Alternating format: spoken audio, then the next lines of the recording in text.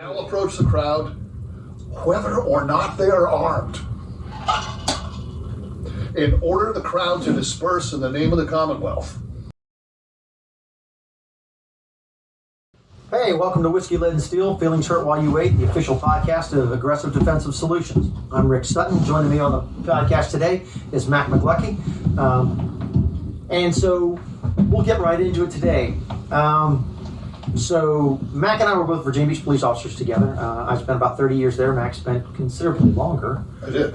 And during that time, we were both involved in serious operations in various parts of the city that nowadays, if people use the term riot, we're involved in riots. But I believe, if memory serves me correctly, you have the distinction of being the supervisor with the most on-scene time in riots with Virginia Beach PD. I believe that to be true. Okay, so what we want to talk about are, lessons learned as a result of what we did and what we did not do, organizationally and individually, in riots. And I bring that up because it hasn't happened in a couple of months at least, but there for a while it seemed like everywhere you went in America, there were riots happening, and I've had plenty of students who said, well, if I find myself in the midst of a riot, what should I do?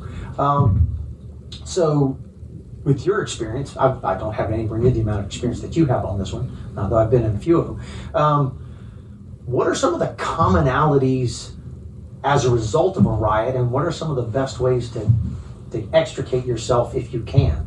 So I've been in 9 riots, 7 as a cop, 1 as a rioter, and 1 as a bystander. Nice.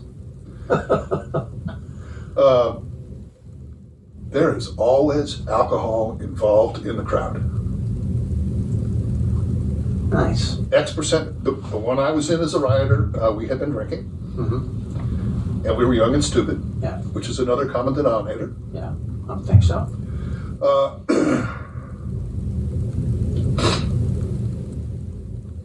As a civilian, if you see a riot, leave. If you're at a demonstration, a nice peaceful demonstration, we love dandelions, and some radical people start doing radical things, leave now. Yeah. Right now, turn around and leave. They're not part of your demonstration. Yeah. And you're going to get sucked in, or you're going to be an innocent bystander. And there's no need for that. Yeah. People forget that the laws about the riot are very, very simple. Yeah. You go to Virginia state law, this is the definition of an unlawful assembly. This is the definition of a riot. This is the definition of a mob. It's all laid down in black and white in the law. Now, also in the law, very specific, in the event of an unlawful assembly or a riot, the head law enforcement, the head of the premier law enforcement agency, the sheriff's department, or the police department, depending on where you are, shall approach the crowd. Under the law, shall means absolutely mandated, you have to do this. Shall approach the crowd, whether or not they are armed, and order the crowd to disperse in the name of the Commonwealth, and give them time to do so. And if they if they fail to disperse, he will use whatever force is necessary to quell the riot, and he is authorized to call out to militia, and he's authorized to convene a posse. Yep. He could walk into the bar down the street. All right, all you people, I hereby decree you to be the posse, and come out here and help me quell the riot. Yep. Yeah. Now, when I started in the blunderbuss days,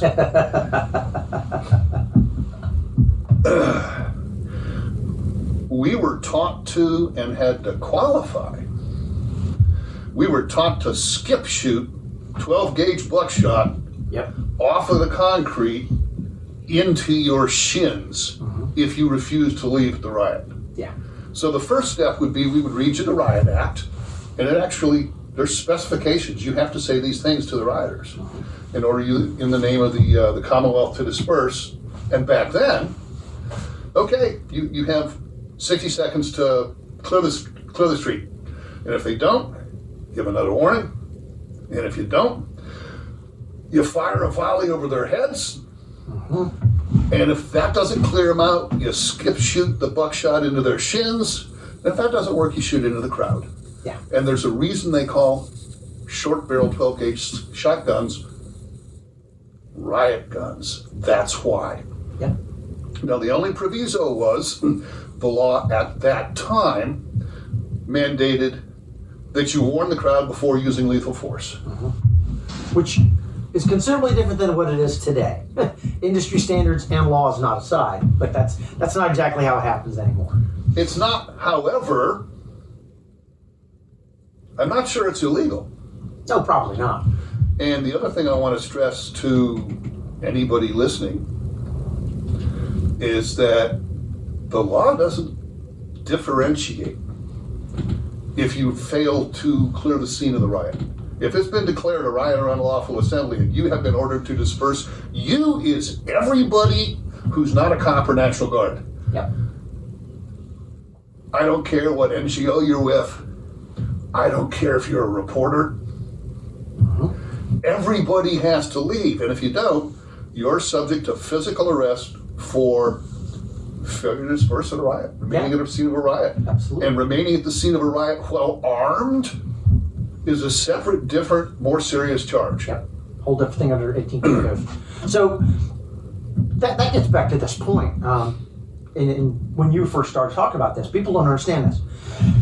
So we have decided that we're going to have a peaceful demonstration about whatever it is. And so the peaceful people go and they get their permit and they get their organization, they get their paperwork from the city that says you can be on this street from this corner to this corner, this time to this time, not allowed to be in a roadway. Here's all the things you can't do. You can't obstruct the sidewalk. You can't break up free passage. We all know about all that. So you get out there and you start doing your protest, in protest of whatever it is. And you're peaceable and everything's okay. And you've talked to the media, you've talked to the cops, and nobody's having any heartburn. And then 10 jackwagons show up and they want to counter protest your protest, or they want to hijack your protest because they see the media's there. So they get there and they start getting squirrely, and then it starts to get violent. Well, here's the deal. As Lee Curling is fond of saying, just because you can do something doesn't mean that you should do it. When a bunch of jackasses show up and turn your peaceful protest into a shouting fest or a fist fight that is roving up and down the street, it has ceased to be your peaceful protest. Correct. At that point in time, just leave.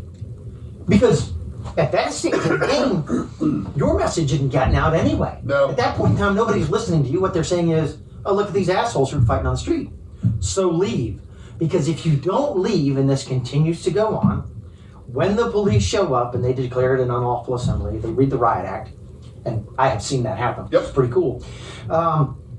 Once that happens, like Max said, even if you have the permit that the city gave you in your hand, and you're exactly where the city said you're allowed to be to do your peaceful protest between this time and this time, and you're in that time frame, once the cops have said this is an unlawful assembly, you are now a rioter by virtue of being there.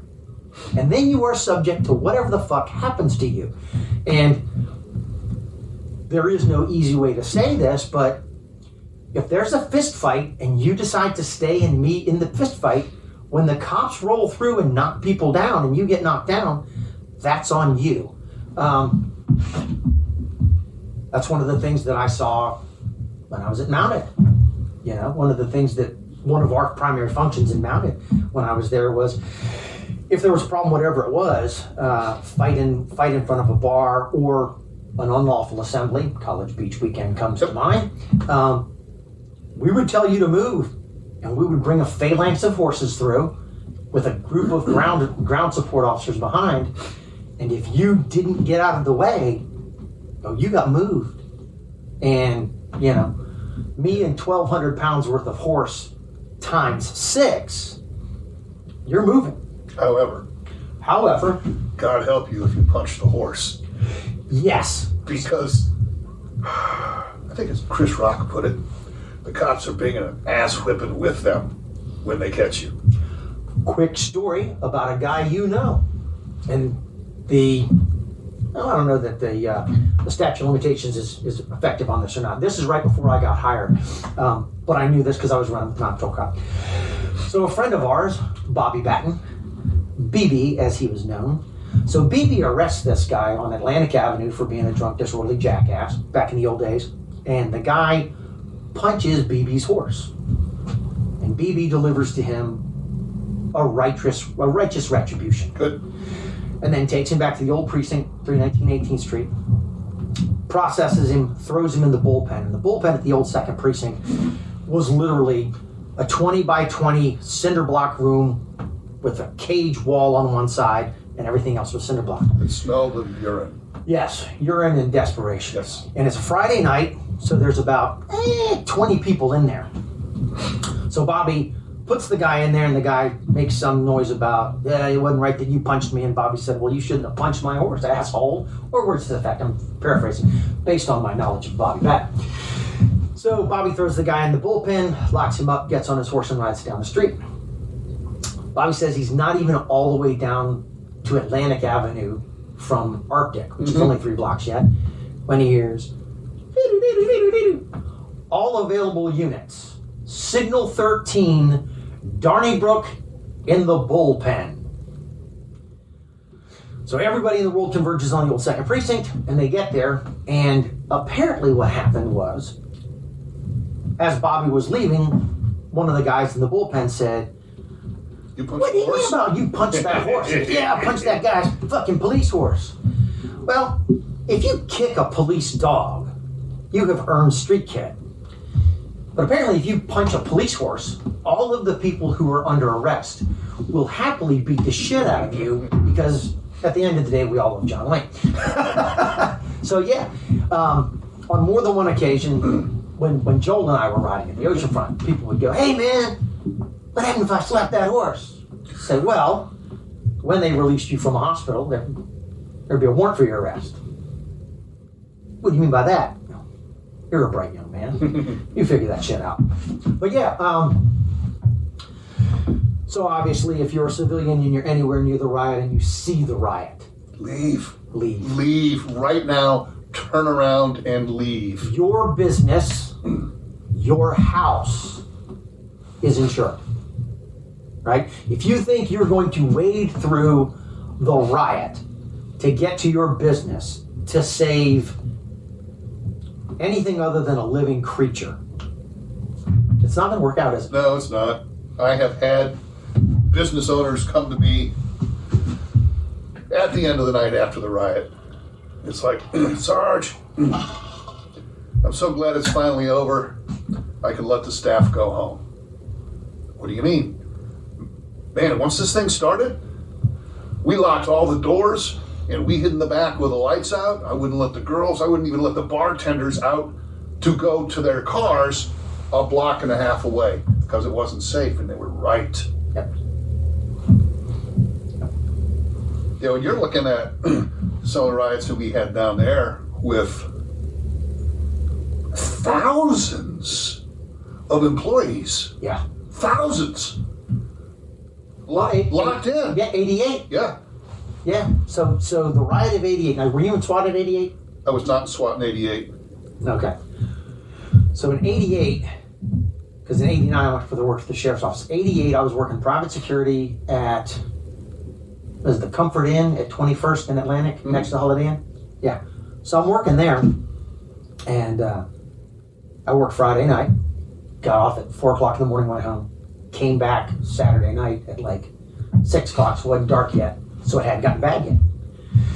And so then Saturday night, watching everything broil. Everything's getting worse, and it's getting worse, and they're throwing shit off of balconies, and they're burning shit. It's just getting crazy. And I guess about 10:30, just a wave of humanity out on the street. They're blocking Atlantic Avenue. Nobody can move. And by that time, the manager of the hotel said, lock all the doors. Yep. We're all coming in. Screw it. We're closed for business. So I'm standing in the doorway, watching the doors, and I see the crowd coming. And I see them throwing shit.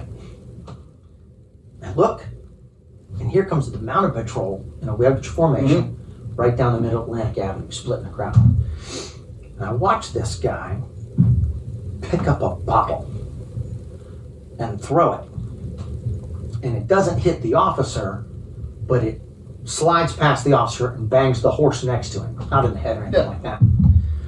Well, of course, the officer he almost hit was my mom. And the horse that he hit was being ridden by a friend of mine, right? And I watched the guy scamper back here and lean down to pick up another bottle and chuck it. And that didn't happen because somehow, before he could throw the bottle, he found himself unconscious in the gutter. Alas. Miracle. Mysteries. Never figured it out to this day. And then Mounted Patrol rode by, and then somebody dragged him off into the street. And that left an impression in me. I was, 88, I was 18 years old. I was a jarhead. I was a Marine reservist. Well, then the next year, I was a Chesapeake deputy sheriff. On loan. Yeah, you got called in for the big one. Yeah. And then in 90, I was a police recruit.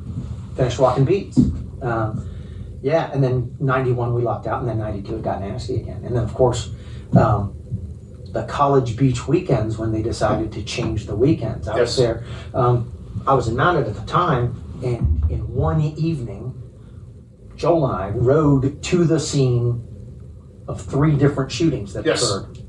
Right there. Yep. I mean, as a matter of fact, one of them happened.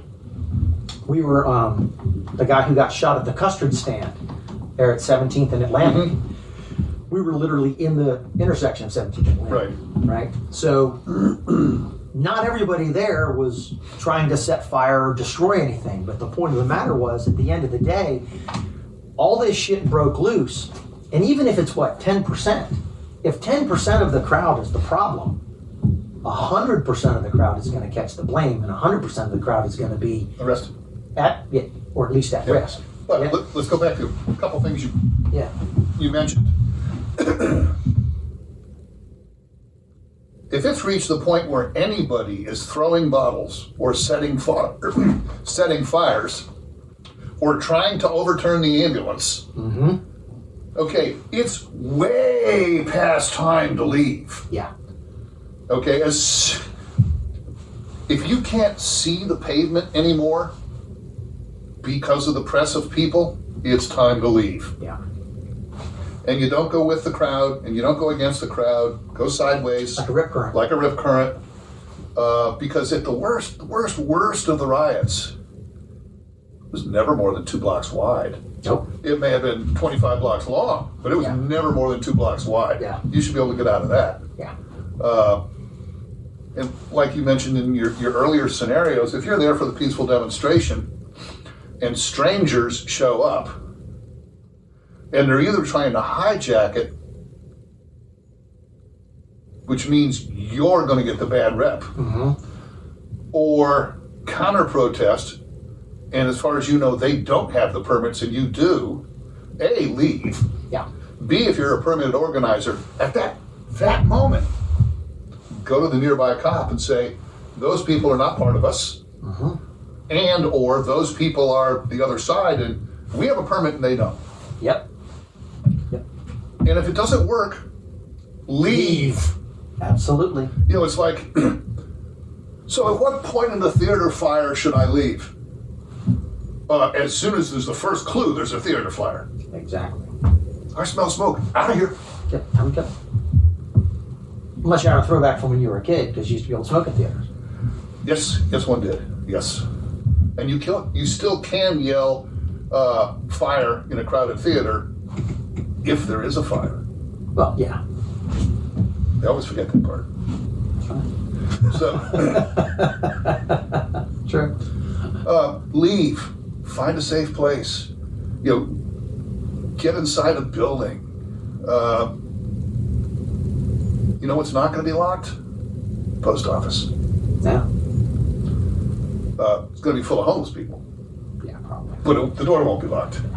So don't stay if it looks riotous. In your opinion, it's already a riot. Yeah. Yeah, absolutely. There you go. Yeah, as Lee Kirtland's fond of saying, the best way to be successful in a gunfight is find out when and where the gunfight's going to be, and don't be there. There it is. Yeah. If it looks like it's getting squirrely, shut it down. Any rocks, bottles, bombs, or alibis before we go? Be safe out there. Absolutely. Well, thanks for joining us. Hope you found this entertaining and amusing and educational. Be safe, and we'll look forward to seeing you next time. And if we didn't hurt your feelings, we'll try to do better. Take care. And the other thing I want to stress to anybody listening is that the law doesn't differentiate if you fail to clear the scene of the riot. If it's been declared a riot or unlawful assembly and you have been ordered to disperse, you is everybody who's not a cop or National Guard. Yep.